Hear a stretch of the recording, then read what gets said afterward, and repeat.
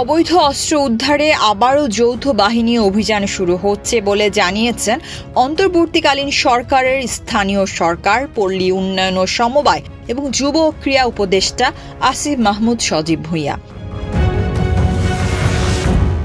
বৃহস্পতিবার ৫ জানুয়ারি রাতে হাতিয়ায় সাবেক সংসদ সদস্য ছাত্র জনতার উপর গুলি চালানোর প্রতিবাদে রাজধানীর মিন্টো রোডে স্বরাষ্ট্র উপদেষ্টার বাড়ি ঘেরাও করতে জড়ো হওয়া লোকজনকে এসব কথা বলেন তিনি।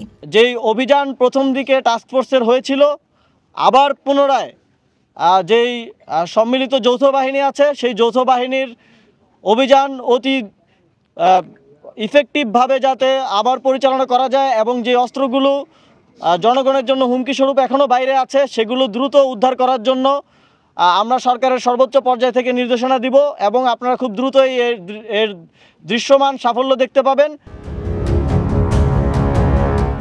নোয়াখালীর দ্বীপ উপজেলা হাতিয়ার সাবেক সংসদ সদস্য মোহাম্মদ আলীর বাড়িতে বৃহস্পতিবার মধ্যরাতে ভাঙচুর ও অগ্নিসংযোগ করে বিক্ষুব্ধ ছাত্র জনতা।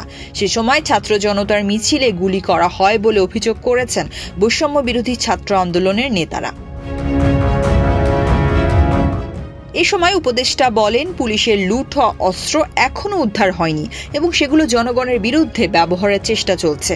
উপস্থিত জনতা অস্ত্র উদ্ধারের দাবি জানালে উপদেষ্টা বলেন, গণ অভ্যুত্থানের সময় থানা থেকে অস্ত্র লুট হয়েছে, সে সময় পুলিশকে জনগণের বিরুদ্ধে ব্যবহার করা হয়েছে, সে কারণে ক্ষোভ বশত পুলিশের সঙ্গে অনেক জায়গায় সংঘর্ষ হয়েছে। এই সুযোগে স্বার্থান্বেষী গোষ্ঠী অস্ত্র লুট করেছে এবং আওয়ামী লীগের সময় ১৬ বছরে যাদেরকে রাজনৈতিকভাবে অস্ত্রের লাইসেন্স দেওয়া হয়েছিল তাদের অনেকে অস্ত্র জমা দেয়নি। গণঅভ্যুত্থানের সময় পুলিশকে জনগণের বিরুদ্ধে যেভাবে উস্কে দেওয়া হয়েছিল, ব্যবহার করা হয়েছিল, সে কারণে ক্ষোভবশত পুলিশের সাথে অনেক জায়গায় সংঘর্ষ হয়েছে। কিন্তু এই সুযোগে অনেক স্বার্থান্বেষী গোষ্ঠী অস্ত্র লুট করেছে এবং আওয়ামী লীগের সময় ১৬ বছরে যাদেরকে রাজনৈতিকভাবে অস্ত্রের লাইসেন্স দেওয়া হয়েছিল তাদের অনেকেই অস্ত্র জমা দেয়নি। তবে লাইসেন্স যাদেরকে দেওয়া হয়েছিল তার মধ্যেও বেশিরভাগ অস্ত্রই পুলিশ জব্দ করেছে, কিন্তু লুট হওয়া অনেক অস্ত্র উদ্ধার করা সম্ভব হয়নি, যেগুলো জনগণের বিরুদ্ধে ব্যবহার করার চেষ্টা করছে। অস্ত্র উদ্ধারের প্রথম দিকে টাস্কফোর্সে যে অভিযান হয়েছিল তা আবারও শুরুর কথা জানিয়ে উপদেষ্টা বলেন, পুনরায় সম্মিলিত যৌথ বাহিনীর অভিযান আবার পরিচালনা এবং যে অস্ত্রগুলো বাইরে আছে সেগুলো দ্রুত উদ্ধার করার জন্য আমরা সরকারের সর্বোচ্চ পর্যায় থেকে নির্দেশনা দেব।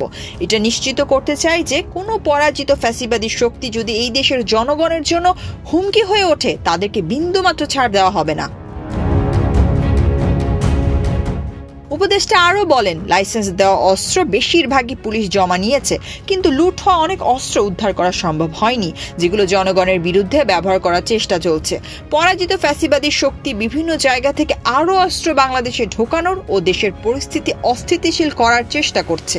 এই বিষয়টা আমরা গোয়েন্দা সংস্থার মাধ্যমে জানতে পেরেছি। পরাজিত ফ্যাসিবাদী শক্তি নানাভাবেই আরও বিভিন্ন জায়গা থেকে অস্ত্র বাংলাদেশে ঢোকানোর এবং দেশের পরিস্থিতি অস্থিতিশীল করার চেষ্টা করছে।